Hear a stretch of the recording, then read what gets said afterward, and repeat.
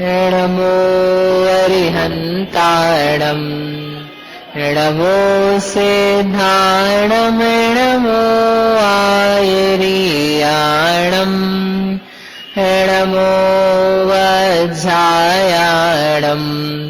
नमो लोये सौवसाहूणम्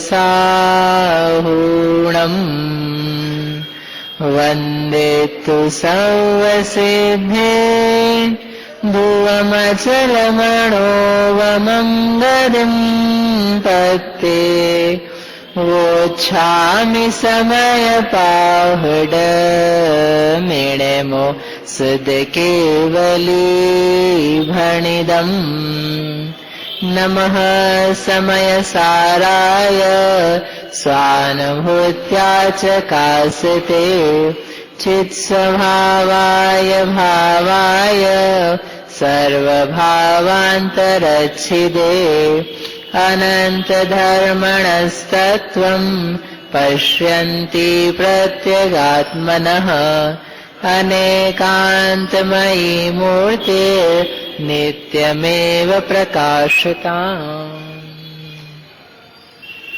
ये परम मांगलिक ग्रंथ श्री समय सार जी परमागम है। इसके रचयिता आचार्य भगवान श्री कुंद कुंद स्वामी हैं। इसकी आवाज ऐसी क्यों लग रही है?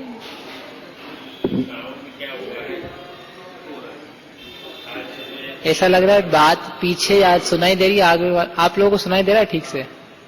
मेरे को ऐसा लग रहा है जैसे बहुत पीछे आवाज जा रही है, गूंज रही है।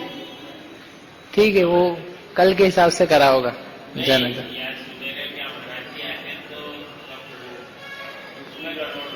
यहाँ के बटन ऑन है? ऑन है, ठीक है।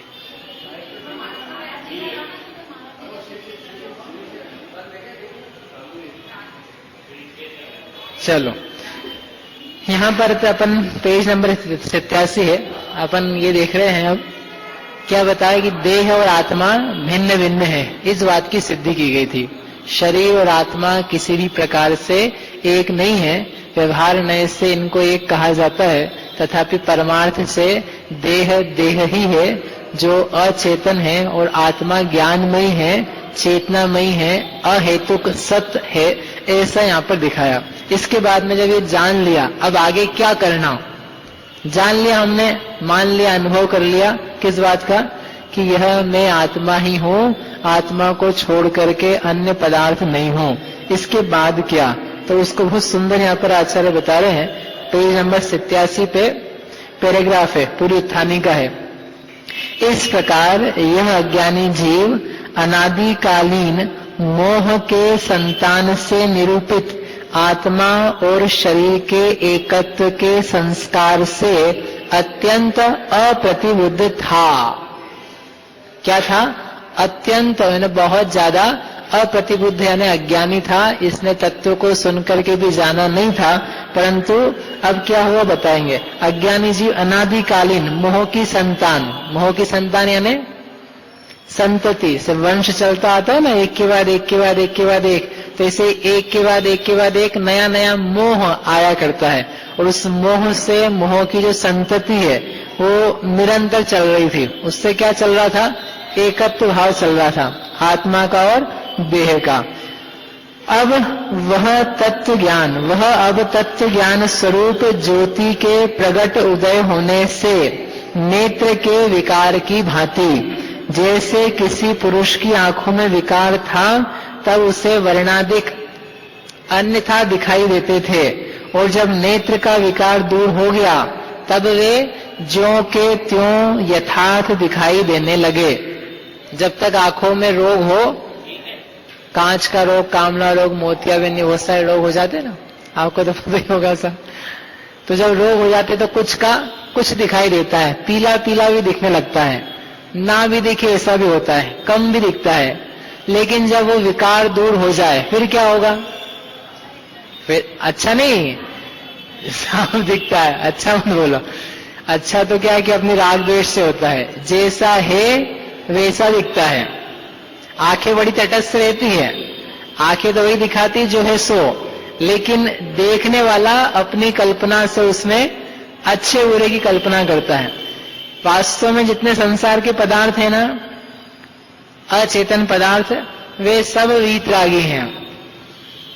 जितने भी चीजें हैं, इंद्रियां तक भी कैसी वीतरागी, वे तो जो है सो बताती हैं, जैसा पदार्थ है वैसा का वैसा प्रकट होता है। लेकिन अज्ञान में अपने आप से क्या कर लेता है व्यक्ति, ये सही है, गलत है, अच्छा है, बुरा है, मेरा है, पराया है, ऐसे सब प्रकार के भाव करता है। वो पदार्थों की गलती नहीं है, वो गलती किसकी है,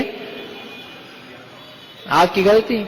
आप काले रंग की कार लाए, ठीक है, तो अच्छी की बुरी काले रंग की कार लाए, अच्छी की बुरी है? वो तो जो है सो है, लेकिन आपको पसंद है, पापा को पसंद नहीं है।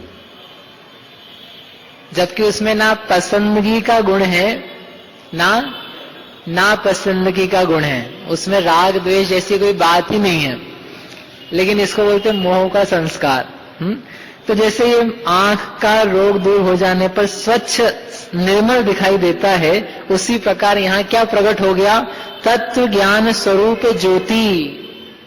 ज्योति यानी प्रकाश, नेत्रों की ज्योति जैसे होती है, ऐसे ज्ञान की ज्योति प्रकट हुई। ज्ञान की ज्योति का अर्थ ये तत्व ज्ञान है। बहुत सारा पढ़ लिख लेना लौकिक का, वह ज्योति नहीं है। शास्त्र का ही पढ़ करके याद कर लेना, वो भी ज्योति नहीं है। तत्व ज्ञान समीचीन होना, और तत्व ज्ञान भी ऐसा कि जिसमें स्वपर का भेद विज्ञान बनने लगे।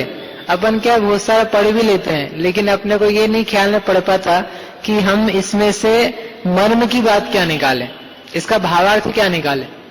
काल द्रव्य भी पढ़ा, काल द्रव्य पढ़ के भावार्थ क्या निकालना। काल द्रव्य पढ़ा, क्या भावार्थ निकालोगे। काल होता है भूतकाल, भविष्यकाल, वर्तमान काल, लोक के हर प्रदेश में मौजूद है, परिणमित होता है, परिणमन में निमित्त बनता है, जान लिया। भावार्थ क्या, बोलो भावार्थ क्या।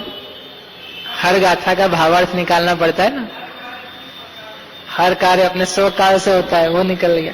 आचार्य जैन सेन महाराज ने पंचासी लिखा, उसमें लगभग बहुत सारी गाथाओं के बाद भावार्थ है। काल द्रव्य जानने के बाद भावार्थ क्या, शुद्ध जीवास्ती काय इस काल द्रव्य से भिन्न है और वह ही उपादेय है, ये भावार्थ है। क्या भावार्थ है, काल द्रव्य जानने के बाद शुद्ध जीवास्ती काय इस काल द्रव्य से भिन्न है एक, और यह ही उपादेय है। यह मतलब यह जीव ही उपादेय है, काल द्रव्य उपादेय नहीं है। समझ में? ऐसे हर चीज जब हम पढ़ते हैं, इसका भावार्थ क्या है, वो भावार्थ नहीं निकलता है तो हम सुन करके जाते हैं, फिर वापस सुनते हैं, फिर चले जाते हैं, फिर सुनते हैं, फिर जाते हैं। लेकिन भावार्थ क्या, पदार्थ हमारे अनुसार परिणमित नहीं होते हैं। भावार्थ क्या निकाला जीवन में, कि हम दूसरे को नहीं परिणमित कराएं, हमारे दूसरे को परिणमित कराने का अभिप्राय बदल गया है, और मैं अपने आप में स्वस्थ रहूं, मुझे पर का परिणमन का भाव मिट करके निज में ही स्थित रहूं, इस प्रकार का भाव पैदा होना, वो भावार्थ है। वो भावार्थ नहीं आता तो तत्व ज्ञान ज्योति कुछ नहीं है। तत्व ज्ञान स्मृति में है, धारणा में है, लेकिन किस में आने की जरूरत है तत्व ज्योति के रूप में आने में। तो इसी तत्व ज्ञान की ज्योति के प्रगट प्रत्यक्ष उदय हो जाने से पटल समान आवरण कर्मों के भली भांति उघड़ जाने से प्रतिबुद्ध हो गया। वो जो अप्रतिबुद्ध था वह प्रतिबुद्ध हो गया। कितना सुंदर हुआ काम। इससे क्या शिक्षा मिली, अप्रतिबुद्ध जीव रहता है और उसकी अप्रतिबुद्धता होने पर भी वह प्रतिबुद्ध बनता है। जो जो चीजें अनादि की होती है वो अनंत काल तक रहती कि नहीं, बोलो नियम है कि नहीं है। जो जो अनादि काल से है वह अनंत काल तक रहेगा। बोलो भाई, सही गलत?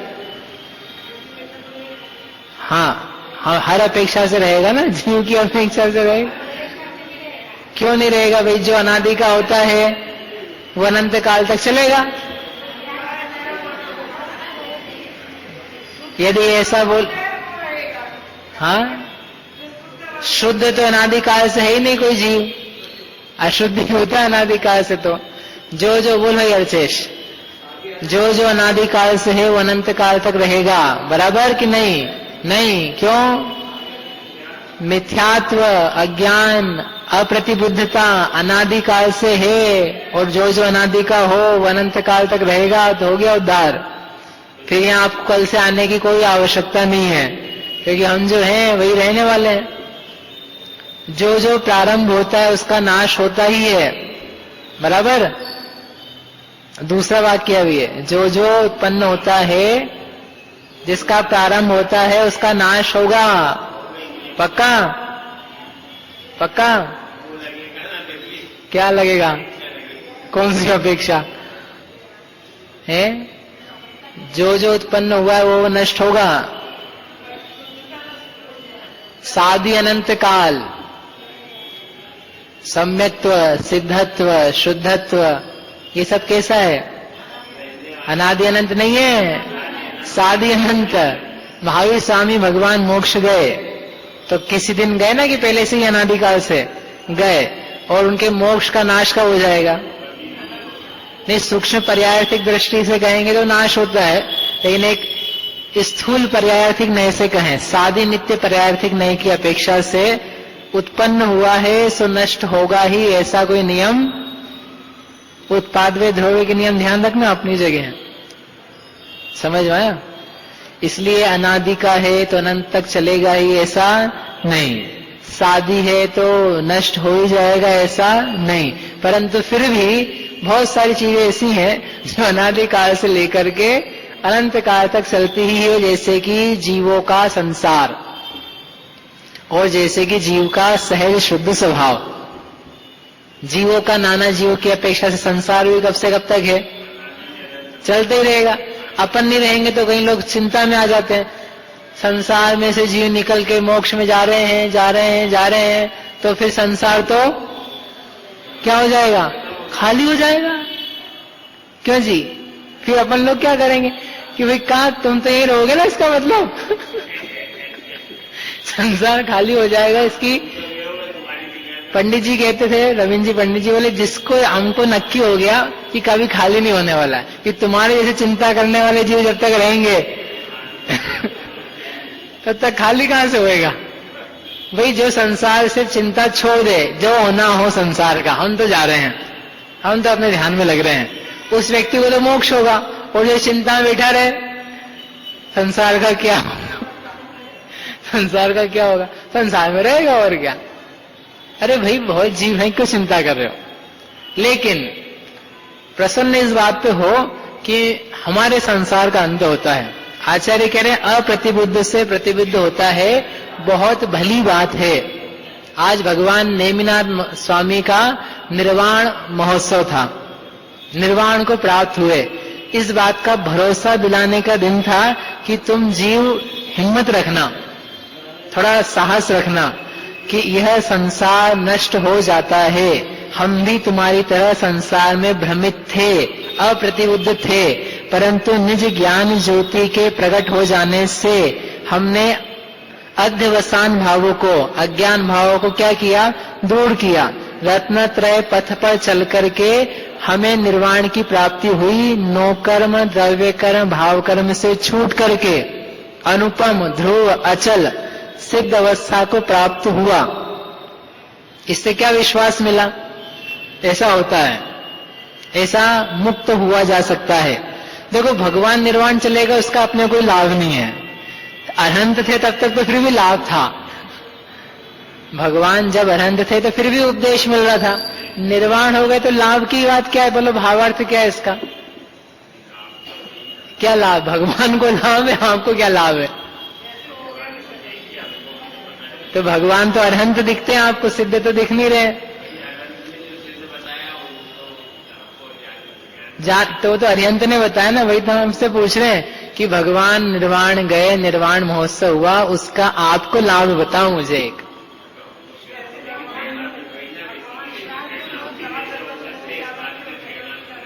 निर्वाण हुए यानी जीव मुक्त हुआ, इस बात का दृढ़ भरोसा, श्रद्धा, प्रतीति करने का दिन है। जीव निर्वाण को प्राप्त हुआ, यानी बहुत अपूर्व कार्य हुआ। ये संसार की जितनी अवस्थाएं दिख रही ना, ये सब नहीं रहे, इस बात का श्रद्धान कराने का, निशंकित अंग के प्रकट करने का दिन है। संसार से निशंकित हो जाए जीव कि ये सब दुख मिटता ही मिटता है, नहीं रहने वाला है। जैसे बीमार हो ना व्यक्ति अस्पताल में, तो जब कोई स्वस्थ व्यक्ति को अस्पताल से छूटता हुआ, डिस्चार्ज होता हुआ देखे, तो उसको एक हौसला आता है, उसको एक साहस बनता है कि अरे ये आदमी जा रहा है। नहीं तो ऐसा देखे 5 अस्पताल में थे और ये 6ठा आया था, और 7वां 8वां 9वां 10वां भर्ती होता जा रहा है और निकल कोई नहीं रहा है, और निकलने का बस एक ही रास्ता हो रहा है। जब मर रहा है तो बेचारा ओहो मेरा दिन भी, वो दिन ही पूछता रहता है उससे, फिर क्यों आपको कितने दिन हुए, ये जो गए ना यहां से आज ऊपर, इनको कितने दिन हुए थे? 6 महीने। अच्छा आपके कितने हो गए? 4 महीने। अच्छा आपके 2 बच्चे। देखना आप, एवरेज निकालता व्यक्ति, मजाक की बात नहीं कह रहे। और यदि जो व्यक्ति स्वस्थ होके जा रहा है उसके भी दिन पूछता है, वो कितने दिन से यहाँ थे? साल भर से। अच्छा, कितने बीमार थे, इस स्थिति में आए थे? दूसरा व्यक्ति गया, इसको कितना दिन लगा? 1.25 साल, 9 महीना, 2.5 से, लंबी बीमारी समझना। तो उसको जब दिखता है कि 9 महीना, साल भर, 15 महीने, इसमें क्या हो रहा है, व्यक्ति जा रहा है, तो उसको लगता है कि मुझे इतने दिन निकालने हैं और उसके बाद में मैं चले जाऊंगा। श्रद्धान बनता है, उसको डॉक्टर का कहना फिर बेकार नहीं लगता है कि नहीं तुम ठीक हो जाओगे। ठीक होते हुए लोग दिखने चाहिए। ऐसे ही अरहंत का दर्शन, निर्वाण महोत्सव, सिद्ध बनना, सिद्ध क्षेत्र की वंदना होना, निर्वाण क्षेत्रों पे जाना, उन भगवान की वंदना करना, ये सब इस बात के श्रद्धान को बनाने के लिए, जगाने के लिए है कि भाई मुक्त हुआ जाता है इस संसार रूपी अस्पताल में या रोगों के स्थान में हमेशा रहना पड़े, ऐसा नहीं है। इससे स्वस्थ होकर निकल सकते हैं। भगवान को देख के व्यक्ति को पूछना चाहिए कितने दिन से थे, क्या उपाय किया, तो उनको देख करके चेहरे पे प्रसन्नता है, हाँ मुक्त हो सकते हैं, निकल सकते हैं निर्वाण, ऐसा हो सकता है हमारे साथ। समझ में? तो ऐसा अप्रतिबुद्ध से प्रतिबुद्ध हो गया। कैसे हुआ? पटल समान आवरण कर्मों के भली भांति उभर जाने से, जो महामेघ पटल के समान, जिससे ज्योति ही नहीं आ पा रही थी पहले, लेकिन वे सब उघड़ गए। पटल इन्हें होता है मोटा, फ्लोर्स होती ना, एक फ्लोर से दूसरी फ्लोर, छत की जैसे, तो मोटी ओर हो तो उसमें से पानी रिस ना पाए, जैसे ऐसे ही मेघ का पटल हो तो प्रकाश की किरणें भेद ना पाए उसे। ऐसे कर्म का आवरण पटल, जिससे ज्ञान प्रकट नहीं हो पा रहा था, अब वह उघड़ गया, छट गया, तो क्या होने लगा? प्रतिबुद्ध हो गया। क्या जाना फिर? साक्षात दृष्टा, आपको अपने से ही जानकर तथा श्रद्धान करके उसी का आचरण करने का इच्छुक होता हुआ पूछता है। 3 बातें कही। क्या कहा? आपको अपने से ही जानकर। कैसा जानकर? दृष्टा, दृष्टा यानी देखने वाला, जानने वाला, राग द्वेष नहीं करने वाला। ऐसा अपने आप का स्वरूप जानकर, जो कहा ना 31वीं गाथा में, जो इंद्रिय जनिता द्रव्य इंद्रिय, भाव इंद्रिय, इंद्रिय के विषयों से अपने आप को जीत लिया, पृथक करा लिया, ऐसा अपने आप को अपने से ही जानकर, जाना और फिर क्या किया? श्रद्धान किया, ऐसा ही है।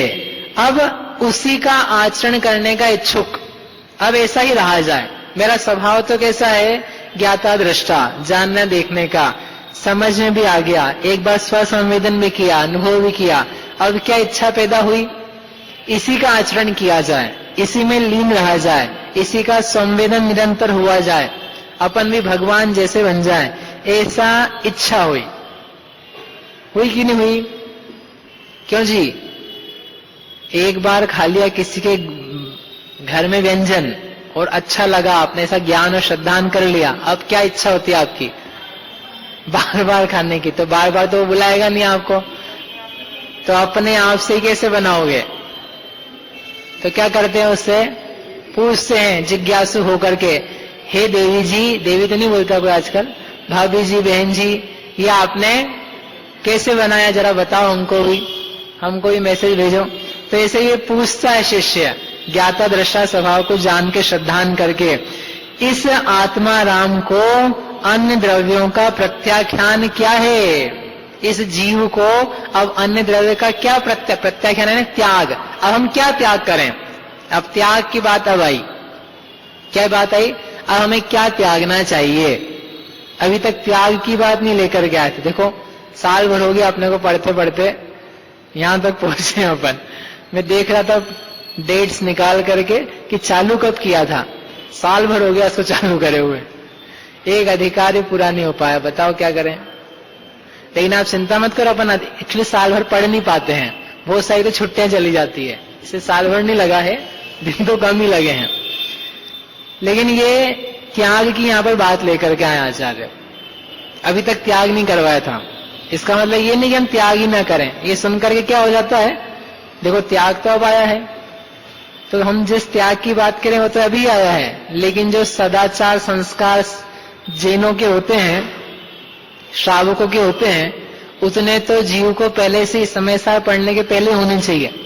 मालूम पड़ा ये हाथ रहे 5 स्टार में और सुन रहे हैं यहाँ पर क्या, आत्मा को कुछ भी त्याग करने की जरूरत नहीं है। भला हो इनका, कैसे भला होगा? 5 स्टार का भोजन करता हुआ व्यक्ति समय सार को सुन करके क्या धारण करेगा? क्यों भाई अर्चेश, क्या धारण करेगा? है क्यों स्वच्छंद होगा? बेचारा अच्छा वाला खाना खा रहा है 5 स्टार में, जैन खाना, जैन भोजन खा रहे हैं, पैर रखने लायक जगह नहीं है, भोजन तो दूर की बात है? लेकिन इसलिए इतना जो सामान्य सदाचार है ना भाई, उतना तो बनना चाहिए। तब जाकर के वे आचार्य जब कहते हैं आत्मा का श्रद्धान ऐसा धारण किया, ज्ञान ऐसा प्राप्त किया, अब ये व्यक्ति खुद जिज्ञासु होकर पूछ रहा है अपने आप से आगे रह के, मुझे आत्मा में लीन रहना है, अब मुझे क्या करना पड़ेगा? मुझे क्या त्याग करना है? पत्नी का, बच्चे का, रुपए का, पैसे का, सोने चांदी, किसका त्याग करना है? बोलो किस किस का करवा दें? बोलो जल्दी से, किस किस का त्याग करवा दें? कुछ नहीं करना आप लोगों को त्याग? सब बोल रहे नहीं हम कुछ नहीं त्याग करेंगे। सब मना कर रहे हैं। मना क्यों कर लो? कि त्याग नहीं करना इसलिए कि त्याग करना ही नहीं है, इसलिए बोले हमारा तो त्याग करने का स्वभाव ही नहीं है, हमारे ग्रहण करने का स्वभाव नहीं है। तो जो जो शरीर पे धारण किया हुआ है, जो जो मानता है, सब यहीं पे छोड़ के जाना है मंदिर में। कल से अष्टांगी का है, आपकी तरफ से दान राशि में लिखा देंगे, ठीक है? नहीं, वो भी नहीं, सबके लिए मना। देखो आचार्य का उत्तर दे रहे हैं, उसको आचार्य देव इस प्रकार कहते हैं, गाथा नंबर 34।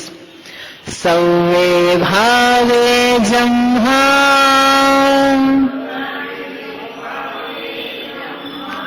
पचखाई परितिणा दूणा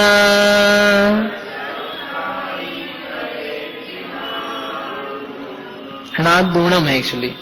तम्हा पचखाणम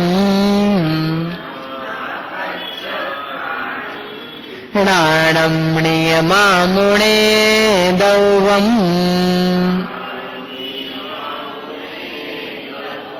नहीं, वो पहली लाइन के अंतिम में नादूण ही आएगा, बिंदी नहीं आएगी, वो गलत ही छपा है। साथ में पढ़ते हैं हम। सौवे भावे जम्हा पचखाई परितिणा दूणा तम्हा पचखाणम नाणम नियमामुणे दौवम। कितनी सुंदर बात है। सौवे भावा जम्हा, पच्चखाई, पच्चखाई ने प्रत्याख्यान की बात करें, त्याग की। जो त्याग से डरते हैं ना कि क्या क्या जैनों का वो त्याग होता है, त्याग तो होते ही है, उसकी मना नहीं है, लेकिन वास्तव में त्याग किस प्रकार से होता है उसका ये अंतरंग हृदय है। मुनिराज के कैसे त्याग हो जाता है, कैसे परिग्रह का त्याग बनता है वास्तव में ज्ञानी के, उसके तरफ से कह रहे हैं। जम्हा, चूंकि सौवे भावे, समस्त भावों को परिति, पर है, इति, इस प्रकार से नादूण, जान करके, पच्चखाई, प्रत्याख्यान करता है, तम्हा, इसलिए, पच्चखाणम णाणम, जो प्रत्याख्यान है वह क्या है? णाणम यानी ज्ञान। ऐसा नियम से मुणे दौवम जानना चाहिए। वास्तव में जब यह जीव जानता है कि यह भाव पर है, ऐसा जानने पर उसका क्या हो जाता है? प्रत्याख्यान होता है, और उसके बाद उसका ग्रहण नहीं कर पाता। ऐसा ग्रहण नहीं कर पाने से वास्तव में त्याग कहां से बना? ज्ञान से बना। इसलिए णाणम पच्चखाणम, ज्ञान ही क्या है? प्रत्याख्यान है। कोई भी चीज हो, आप उसको अपना तब तक मानते हो या स्वीकार करते हो जब तक ऐसा लगे कि ये अपनी है, यानी उसका यूज करना, उस पर अधिकार जमाना, वो सब बातें कब बनती है? जब ये दिमाग में बन जाए यह मेरी है, और जब ये किसी प्रकार से बैठ जाए दिमाग में बात अपनी नहीं है, अब उसका त्याग करो। अब त्याग करने के लिए क्या करना पड़ेगा अलग से? जैसे ही ज्ञान में ज्ञात हो जाता है कि यह पर है, उसका त्याग बन जाता है, उसके साथ में अपनत्व नहीं रहता। अपनत्व बन रहा है, इसका मतलब उसको अपना माना जा रहा है, और अपनत्व छूट गया, अपना मानना छूट गया, तो यानी उससे अपनत्व भी छूट जाएगा। समझ में? इतना सुंदर सा नियम दिया है, जिसके कारण से अपने अतिरिक्त सर्व पदार्थों को पर है ऐसा जानकर प्रत्याख्यान करता है, त्याग करता है, क्योंकि बिना इसके प्रत्याख्यान बन नहीं सकता है। प्रत्याख्यान करने के लिए जानना जरूरी है कि जिसका मैं त्याग कर रहा हूं वो पर है। यदि उसको पर की बजाय स्व माना जाए तो उसका त्याग होकर के भी त्याग नहीं कर सकते आप। घर आपका है ना, आप यहां पे बैठो, त्याग करो घर का, नहीं मंदिर में प्रवेश करो तो त्याग करो उसका। आप भाव से करो, मानो, विचारो, लेकिन फिर भी क्या त्याग हुआ है वास्तव में? घर का त्याग वास्तव में मुनिराज की बनता है, बाहर से और भीतर से।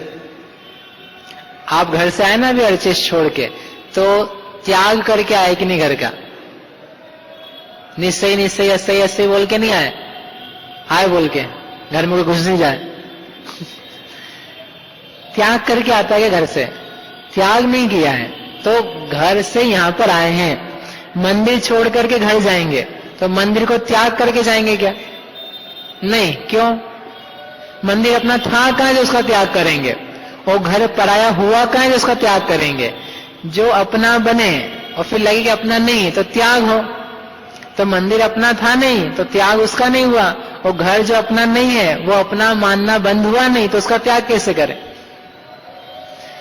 त्याग के लिए ये आवश्यक है कि ये पर है। उपवास करते ना, उपवास किया तो किसका त्याग किया? 4 प्रकार के आहार का त्याग किया, तो उपवास बन गया, बढ़िया, अच्छा बन जाएगा। लेकिन ये कह रहे हैं कुछ और विशेष बात, उपवास करने के लिए कुछ और भी करना पड़ता है। क्या करना पड़ता है? कि ये खाने का भाव पर है, आहार तो पर है ही, उसको तो हम त्याग ही रहे हैं, लेकिन जो खाने की इच्छा है ना, ये खाने की इच्छा पर है, और जब ये पर है, मेरी नहीं है, पराई है, मैं इससे पृथक हो रहा हूं। जब उस भाव के प्रति परायापन आएगा तो आपका बनेगा उपवास बेस्ट, सही उपवास। लेकिन खाने की इच्छा तो मेरी है, मैंने उसको दबाया है, मैं उसको दबा रहा हूं, रोक रहा हूं, आज नहीं खाना है, बहुत अच्छी बात है आपने उपवास किया, लेकिन जिसको कहते हैं कि यथार्थ में उपवास बनना चाहिए कि ये खाने का जो भाव है, ये भाव ही क्या है? पर है, पराया है, मुझसे भिन्न है, देह से नहीं, मेरी आत्मा से निराला है। इस प्रकार का भाव जगे बिना भोजन का त्याग नहीं हो सकता है। भोजन के प्रति राग दबाया गया है, त्याग नहीं हुआ है। इसलिए उपवास की अच्छी व्याख्या ना, यानी समीप में वास, यानी रहना, अपनी आत्मा के समीप वास करना। तो वास करोगे कब? जब ये जाना, माना, स्वीकार किया कि यह खाने का भाव वास्तव में मेरा नहीं है, मैं इसको पानी क्यों डालूं, मैं इसका सिंचन क्यों करूं, इसमें कुछ खाद देने की, इसको बड़ा करने की जरूरत क्या है? पराया है ना, इसको छोड़ रहा हूं मैं, छोड़ क्या रहा हूं? छूटा हुआ, ऐसा जाना, तो बनता उपवास सहज, और नहीं तो फिर कष्ट होता है।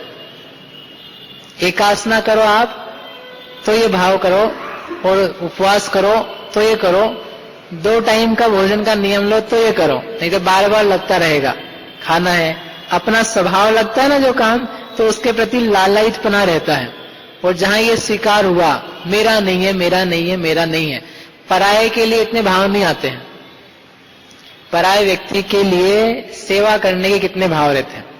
देखो, आपकी मम्मी और आपकी सास, इनके प्रति आपको किसके प्रति सहज भाव है? आप यानी कोई एक आप व्यक्ति नहीं, जितनी महिलाएं बैठी हैं उनसे पूछना है। आपकी मम्मी भी महिला है, ठीक है, और आपकी सास भी महिला ही है, लगभग समान उम्र की। आपको किसके प्रति, सेवा के प्रति अधिक भाव है और सहज भाव है? दोनों के प्रति। आप अच्छे ज्ञानी हो।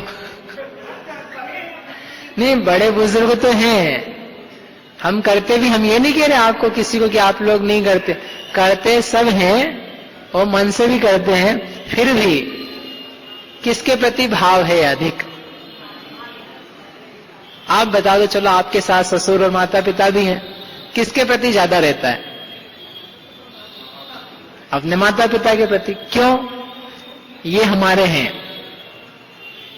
ये पराये हैं। थोड़ा सा और दूर ले जाए तो एक पड़ोसी भी है, कोई बुजुर्ग है, और समझो उसके यहां भी कोई नहीं है देखने वाला, आप ही पड़ोस में हो। अब आपको भाव आए सेवा कर दें, तो आपने करी, किस भाव से कब तक करते रहोगे? अब आप तो बोलो, अब करेंगे कि नहीं करेंगे? नहीं, उनका कोई हो तब तो कोई बात नहीं, लेकिन कोई नहीं है और आप हो पड़ोस में, तो अस्पताल ले गए, छोड़ दिया, ले गए, 1-2 बार आ गए, दवा दे दी, भोजन पानी की पूछ ली, लेकिन कब तक करोगे? कोई सज्जन हो लंबा करता रहे, उसकी कोई मना नहीं, लेकिन बहुधा क्या पाया जाएगा? उनके प्रति नहीं आएगा। वही स्थिति यदि आपके माता पिता की हो, सास ससुर की हो, तो उसमें फिर भी लग करके काम हो जाता है और इनके प्रति नहीं हो पाता, जबकि दोनों की स्थिति समान है। कारण क्या है इनमें अंतर में? है ये अपने हैं और ये अपने नहीं है। इस बात को छोड़ के अंतर क्या है? सेवा की जरूरत दोनों को है और आपके पास समय भी है। ऐसा भी नहीं कि आप बहुत व्यस्त हो तो नहीं कर पाओ, लेकिन फिर भी नहीं कर पाता है, नहीं आता भाव। एक सहज मनोविज्ञान है, अपने के प्रति आता है, पराये के प्रति नहीं आता है। यानी एक नियम ये निकला इससे कि जिसको अपना माना जाता है उसके प्रति सब कुछ करने के भाव रहते हैं, और जिसको पराया माना जाता है, भले वो अच्छा हो, बढ़िया हो, फिर भी उसके प्रति उस प्रकार के भाव नहीं आते। ठीक है ना? बस यहाँ पे यही कह रहे हैं कि जब ये जान लिया, क्या जान लिया?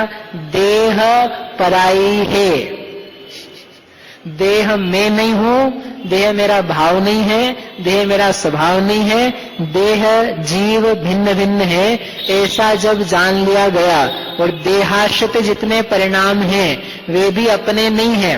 गोरा, काला, गंजा, सफेद बाल वाला, काले बाल वाला, झुर्री वाला, ये सब चीजें अपनी नहीं है। अब करो, खिजाब का त्याग करो। आप खिजाब समझते कि नहीं? वो डाई मतलब उसका त्याग करो भैया। आप कुशाग्र त्याग कर दो। बोले भैया मेरे तो ऐसे ही ठीक है, अभी बाद में देखेंगे, लेकिन हो सकता है जरूरत पड़ जाए। नहीं त्याग, एक जवान से कहो त्याग कर दे, वो घबरा जाएगा बेचारा। बोले कैसी त्याग करा रहे हो? लेकिन ये जिसको ज्ञान में हो, श्रद्धा में बन जाए, है ही नहीं अपना, हो त्याग कर दो, उसमें क्या है? हमारा है नहीं, हम क्या ध्यान रखेंगे उसका? हमको नहीं, उसके प्रति भाव ही नहीं, हमने तो दिमाग में नहीं लगाया कभी कि लगाएंगे। आप त्याग की क्या बात कर रहे हो? हमने उस भाव को टच ही नहीं किया है। वो बिल्कुल पराया दिख रहा है मुझे। वो बाल का एक एक हिस्सा, एक एक बाल मुझे क्या दिख रहा है? पराया दिख रहा है। ये पूरा का पूरा शक्ल सूरत मुझे क्या दिख रही है? पराई दिख रही है। तो इसमें आप त्याग की क्या कह रहे हो? मुझे विकल्प भी नहीं कि मैंने ग्रहण किया है। तो ऐसे व्यक्ति के लिए त्याग करा है, ऐसा है कहना है कि पर जान लेने पर त्याग हो जाता है। हृदय जहां टूट जाता है ना किसी व्यक्ति के प्रति, यानी लाइन कट गई, अब लाइन कट गई तो अब अलग से बोलने की जाने की जरूरत नहीं है। देखो भैया अब आज से तुम्हारा मेरा संबंध बंद, खत्म। जाता नहीं व्यक्ति बोलने, किसी फ्रेंड से आपकी मित्रता खराब हो गई हो, तो आप क्या उसको बोलने जाते हो, आज से तेरी मेरी कुट्टी, तू तेरे घर मैं मेरे घर? बोलने की जरूरत नहीं है, उसको ही पता लगा और ना भी लगे, वो उसकी जाने, अपने को पता लग गया कि हमारा उससे कोई संबंध है। इतना सिंपल काम यहां पर कह रहे हैं। क्या कह रहे हैं? जिससे अपने से अतिरिक्त, इतना लेकिन काम है बड़ा, अपनी आत्मा के अतिरिक्त जितने भाव हैं, पदार्थ हैं, उन सबको पर जाना, वे पर हैं ऐसा जानता है, प्रत्याख्यान तब करता है उससे, यानी इस कारण से प्रत्याख्यान ज्ञान ही है। ये उत्तम त्याग धर्म का प्रवचन है। अभी 10 लक्षण चालू होंगे ना, उसकी तैयारी कर लो आप। त्याग धर्म आएगा। त्याग किसका करें? तो जितना त्याग व्यवहार का, उसका निषेध मत कर देखना, वो अपनी जगह है, लेकिन मूल में उसके साथ क्या बात आनी चाहिए कि जो वस्तुएं हैं उनको पराई जाने, ऐसा ज्ञान जब होता है तब प्रत्याख्यान सहज बनता है। ऐसा नियम से जानना चाहिए। अपने ज्ञान में त्याग रूप अवस्था ही प्रत्याख्यान है, दूसरा कुछ नहीं। ठीक है, यह भगवान आत्मा, यह भगवान ज्ञाता द्रव्य है, वह अन्य द्रव्य के स्वभाव से होने वाले अन्य समस्त पर भावों को उनके अपने स्वभाव भाव में व्याप्त न होने से पररूप जानकर त्याग देता है। यह भगवान ज्ञाता दृष्टा आत्मा द्रव्य क्या है? अन्य द्रव्य के स्वभाव से होने वाले समस्त अन्य भावों को। ये बहुत बड़ा काम है करने के लिए, पढ़ने के लिए सरल है। पर द्रव्य से उत्पन्न होने वाला भाव पर का है, अपना नहीं है। पड़ोसी के घर में उत्पन्न होने वाली संतान अपनी नहीं है, पराई है। उसको भले अपन दिन में 2-4 घंटे ला करके खिला लें, आप उसको दूध पिला लो, उसको नाश्ता करा लो, उसकी मना नहीं है जब तक घर में हो तब तक हो। हाँ, नहीं तो मालूम पड़ा बाद में भी उसकी मना नहीं कर रहे हैं। लेकिन पर घर में, पराए घर में, पड़ोसी के घर में उत्पन्न बालक पराया ही है, इस बात का श्रद्धान जैसे बना रहता है, वैसे ही पर के निमित्त से पैदा होने वाले जितने भाव हैं, पर पदार्थों के जो भाव हैं, जो स्वरूप हैं, जो उनकी विशेषताएं हैं, वो पर ही हैं, वे आत्मा में व्याप्त नहीं हैं, वे आत्मा में प्रवेश नहीं करती हैं। ऐसा जानना सर्वप्रथम कार्य आवश्यक है। छठ आवश्यक है कि नहीं? बोलो, 6 आवश्यक है कि नहीं? कौन कौन से? देव पूजा, शावक के, मुनिराज के नहीं पूछ रहा हूं। बोलो, 6 आवश्यक। देव पूजा, गुरुपासी, स्वाध्याय, संयम, तप, दान, बस ये आवश्यक ही, कुछ और भी है? ये 6 है आवश्यक बराबर। इन 6 आवश्यक में एक आवश्यक निहित है। ये 6 आवश्यक किसके लिए? एक आवश्यक के लिए, आत्मा के लिए। आत्मा के लिए नहीं, क्या आत्मा कर रहा है, हो गया आत्मा के लिए। ये सब भाव जा करते हुए, ये भाव पर के पर में है, पर के मुझ में नहीं है। ये यदि नहीं आता है तो 6 आवश्यक करता हुआ भी अधूरा है। एक आवश्यक है महत्वपूर्ण, जिसको अपन बुलाए हुए, पर से पैदा होने वाला भाव पर का है। ये बाल निकले ना, बाल निकले तो खराब लगते हैं, और निकल जाए तो अच्छे लगते हैं। निकले हैं तो अच्छे नहीं लग रहे हैं, और निकल जाएंगे तो। लेकिन वो जैसे भी हैं, निकले चाहे नहीं निकले, दोनों अवस्था में कैसे हैं? कैसे हैं? पर भाव। आप एक कटिंग बना के आते हो 250 रुपए की, ठीक है, मेरी तो 50 में हो जाती है। 250 रुपए के बाल कटाए आपने। उनके कैसे बाल कटाए? बोले कट भी गए, मालूम भी नहीं पड़ा। ऐसे बाल कटाए हैं, खर्च भी हो गए पैसे, और अपने को मालूम भी नहीं पड़े खर्च हो गए। पिताजी के इसलिए मालूम नहीं पड़ते, खुद के होंगे तो मालूम पड़ जाएंगे। एनीवे, तो जब कटा के और आपसे बोला, अरे यार कितने अच्छे लग रहे हो आप, तो क्या लगा आपको? ओहो, कितनी मेरी प्रशंसा हुई। तो जितना पड़ा हुआ था ना, वो आवश्यक अनावश्यक बन गया, अब खत्म हो गया आवश्यक। तो वो बोले तो उसको बढ़ने मत चले जाना कि अरे तुमने हमारी कैसे प्रशंसा करी, तो बाल की है, गाल की, खाल की, हमारी नहीं है। वो तो बोलेगा ही, जो देखेगा उसको बोलेगा। लेकिन वो बोलने पर भाव है कि स्वभाव है, इस बात का विचार आ पाना।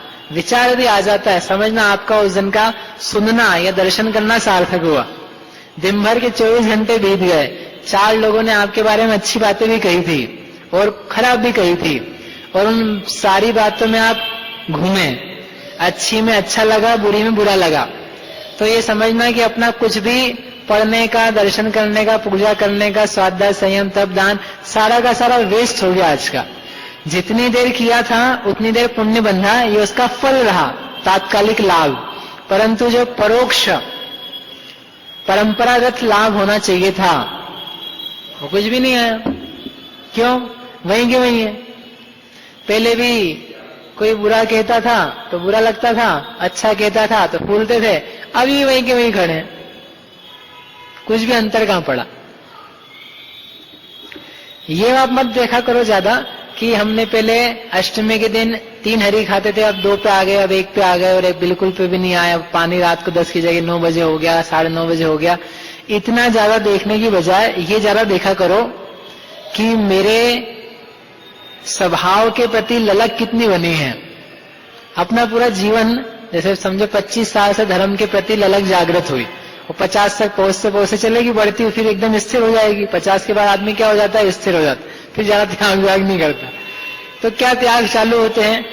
पहले हमने 10 बजे तक पानी पीते थे, चाय जब पीते थे, अब 12 बजे तक किया, फिर 10 साल तक 10 बजे तक किया, फिर और आगे बढ़े तो 8 बजे, फिर आकर के 6 बजे पर स्थिर हो गए। बस ये अपने जिंदगी भर क्या किया? धर्म किया। ये धर्म किया, इस पे आदमी बहुत जिंदगी का एक एक परिश्रम करता है बहुत। ये नहीं करना या भला नहीं, ऐसा मत समझ लेना हो, नहीं तो मालूम पड़ा जो त्यागी थे वो आज ही जाके पीने लग जाएं, तो क्या फर्क पड़ता है? वो नहीं कह रहे हम। लेकिन जितना परिश्रम और जितना मूल्यांकन उन बातों से किया जाता है, उससे अधिक मूल्यांकन इस बात पे करना चाहिए, मैं अपने आप को आत्मा नहीं जानता, देखता, मानता था, अब कितना मानने लगा हूं। मैं अपने आप को स्त्री मानता था, पुरुष मानता था, लड़का युवा मानता था, 50 बीत गया, जब वृद्ध मानने लगा, अंतर कहां आया? नहीं कि वही है। पहले काले बाल वाला था, अब गोरे बाल वाला हो गया। पहले अच्छी चमड़ी वाला था, अब झुर्रियां आ गई, ये मानने लगा। तो मैं अंतर कहां पड़ा भले आदमी? स्वाध्याय से क्या फर्क हुआ? दर्शन से क्या लाभ हुआ? कुछ नहीं।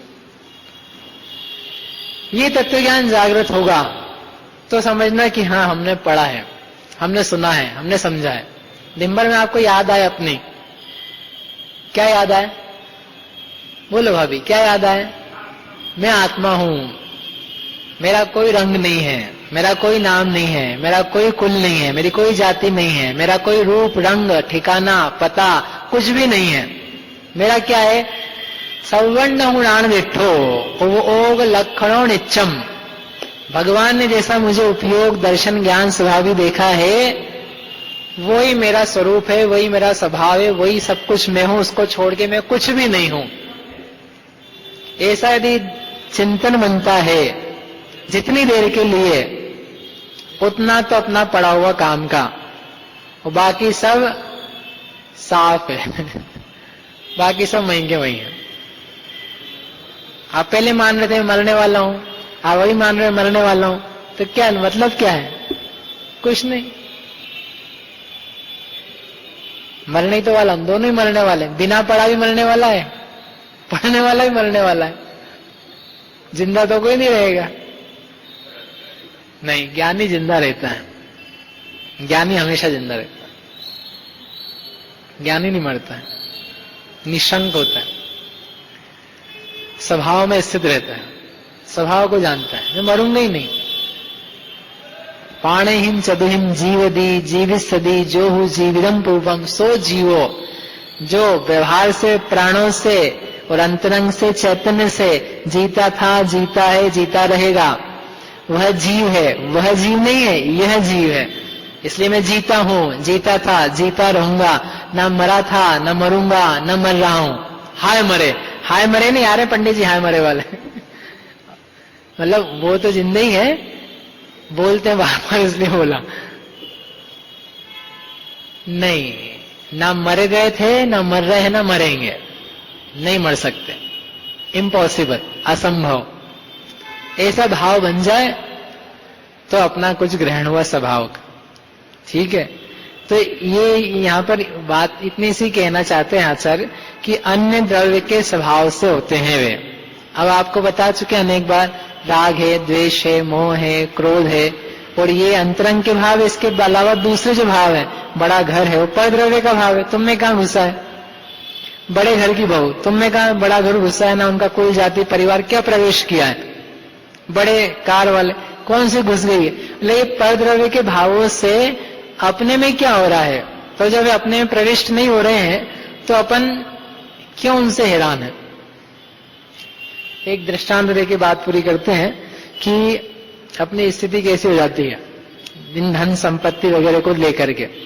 आपने ड्राइवर देखे, ड्राइवर समझते ना, गाड़ी चलाने वाला। तो गाड़ी चलाने वाला क्या करता है? ड्राइवर है वो, तो उसकी गाड़ी नहीं है, चला रहा है, लेकिन एक व्यक्ति चलाता है ड्राइवर करते हुए। अच्छी गाड़ी कौन सी आती है? BMW। यहाँ आती क्या इंडिया में? आती ना। BMW चला रहा है, ड्राइवर है, और एक दूसरा भी ड्राइवर है, वो मारुति 800। ठीक है ना, इसे वो नीचे है क्या? नहीं है, मारुति 800 का ड्राइवर है। दोनों ड्राइवर लेके गए, कहां पर गए? एयरपोर्ट पे गए, और उन्होंने अपने मालिकों को उतारा और पार्किंग में खड़े हैं। अब उन दोनों ड्राइवरों को देखो, वो जो छोटी गाड़ी का ड्राइवर है वो अपने आप को कैसा देखता है, और वो जो बड़ी गाड़ी का ड्राइवर है वो कैसा खड़ा रहता है? जो बड़ी गाड़ी का ड्राइवर है ना, वो एकदम अकड़ा हुआ, तना हुआ, और बिल्कुल ऐसा बात करे, बिहेव करे जैसे बहुत कोई बड़ा व्यक्ति है। और जो छोटी गाड़ी का मालिक है वो बेचारा, उसके पास बात भी क्यों भाई, इतनी बड़ी गाड़ी, क्या बात है, उससे बात भी करना चाहे ना तो वो दीनता के साथ जाए, वो इज्जत के साथ भी नहीं जा पाता है। वो खुद भी कैसे जाता है? दीनता के साथ। और जो बड़ी गाड़ी का मालिक है वो कैसा रहता है? वो भी अकड़ा हुआ रहता है। इन दोनों में कहीं फ्रेंडशिप हो जाए, बड़ा असंभव सा काम है। देख लेना आप रियल लाइफ में जाकर के, हो जाए किसी की कदाचित अलग बात है, लेकिन ये ऐसी चलाते हुए भी, दोनों की गाड़ी चल रही हो ना, तो चलाते हुए भी उसको एक अहम भाव अलग है, इसको अहम भाव अलग है। जबकि गाड़ी ना इसकी है, गाड़ी ना इसकी है, 8,000 रुपए इसको मिल रहे हैं, 8,000 इसको मिल रहे हैं, दोनों का घर वही कच्ची फूटी जहां रहती जगह वहीं पर है, फिर भी उस एक पर भाव के सहयोग में आकर के वो क्या मान रहा है? मैं BMW चलाता हूं, और एक क्या मान रहा है? मैं 800 चलाता हूं। लेकिन दोनों क्या हैं? नौकर ही तो हैं, दोनों ड्राइवर ही तो हैं। दोनों को जो उत्पन्न हो रहा भाव है वो कितना अच्छा, कितना बढ़िया है। आप उनको देखोगे, उनके मालिक उनको देखें कि ये दोनों ऐसे कर रहे हैं, तो क्या सोचेंगे? वो क्या मूर्ख है, कुछ भी नहीं है, गाड़ी तो मेरी है, इसका कुछ नहीं है, ये दोनों कैसे तन रहे हैं? उनको देख के क्या लगेगा कि कितने मूर्ख हैं, मैंने बस चलाने के लिए दी इसको, इतने में कैसा इससे बिहेव कर रहा है। उसका मालिक सज्जन हो सकता है। ऐसे के ऐसे हमारी आपकी स्थिति हो जाती है। कैसी स्थिति? एक रह रहा है 5,000 स्क्वायर फीट के मकान में, और एक कहां रह रहा है? किराए के मकान में। किराए के मकान वाला 5,000 वाले को कैसा दिखता? हो, कितना बड़ा बंगला, आप देख के आए ना, कितने बड़े घर है, सब किराए के खरीदे हुए, मॉर्टगेज तक नहीं चुकी होगी अभी तक है? कितना बड़ा घर है, कितनी बड़ी कार है, कितना इनका वैभव है, और अपने पास इतना सा है। उसको देख के अपने आप की फीलिंग कैसी आती है? दीनता की। तो वो व्यक्ति के प्रति एक अहोभाव बनता है, वो बड़ा वाला व्यक्ति अपने आप में फिर एटीट्यूड रखता है। लेकिन इनका जो मालिक है, कर्म रूपी मालिक, वो देख के हंसता है, क्या मूर्ख लोग हैं, मेरा है, मैंने दिया है, किराए के मकान में है, इनको जितना दिया था इन्होंने उसके बदले में रहने के लिए दे रहे हैं, और फिर भी ये मूर्ख सरीके तन रहे हैं, लड़ रहे हैं, झगड़ रहे हैं, अपना मान रहे हैं। इनमें है क्या? जब मुझे निकालना होगा इस ड्राइवर को जब निकालना होगा मालिक क्या सोचता है, हम निकाल सकते हैं। ऐसे ही जब आपको निकालना होगा उस घर से, उस जेवर से, उस कपड़े से, उस शक्ल से, उस स्वस्थता से, निरोगता से, उसको कितनी देर लगेगी? तो क्यों कर रहे हो? किस बात पे? किस आवाज पे, किस शक्ल पे, किस मन पे, किस विचार पे? कुछ भी नहीं। ऐसा जान करके कि ये सब प्रभाव पर हैं, अपने पैदा किए हुए नहीं हैं, अपनी मालकियत के नहीं हैं, हमारे अनुसार चलने वाले नहीं है, ऐसा जब जानता है तो मेरा क्या है? अकेले नहीं हो आप, अधूरे नहीं हो, भरे पूरे हो। आपका सब कुछ है क्या, लेकिन जो आपका है दूसरे का नहीं। अपना ज्ञान दर्शन स्वभाव अपना है, इसलिए इसका त्याग नहीं करता, और जो पर है उसको पर जान करके त्याग हो जाता है। ऐसा ज्ञान ही प्रत्याख्यान है। ऐसा जान करके हम आप सभी वास्तव में निज आत्मा को जाने, श्रद्धा में अनुभव करें, ऐसी मंगल भावना सभी की बात करते। कल सुबह और शाम से यहाँ पंडित जी साहब के प्रवचन होंगे, बड़े सुंदर कथा के माध्यम से। आप तो आएंगे ही, आपके अलावा जो छोटे बच्चे हों, युवा हों, आप उनको कहें कि कम से कम ये 8 दिन के अंदर 2 दिन आकर आ जाएं, और उनको पसंद ना आए तो चले जाएं, लेकिन जरूर आकर के देखें, जिससे अपने धर्म में क्या क्या सुंदर चीजें हैं वो उनको पता लगे। इसलिए आप जितना दूसरों को बता सकते हो, प्रेरित कर सकते हो, वो अवश्य करें और लेकर के आए।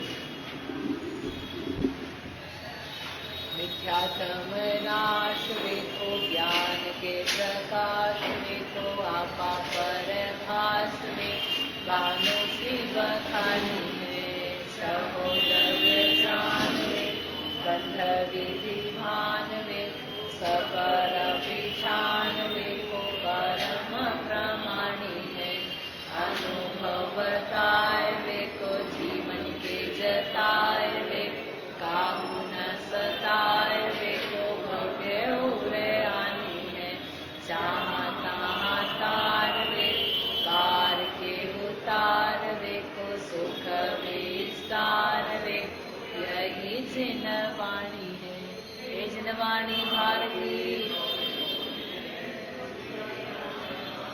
सोपावे सुचे जावाणी के ज्ञान ने सुचे लोकानो सोवाणी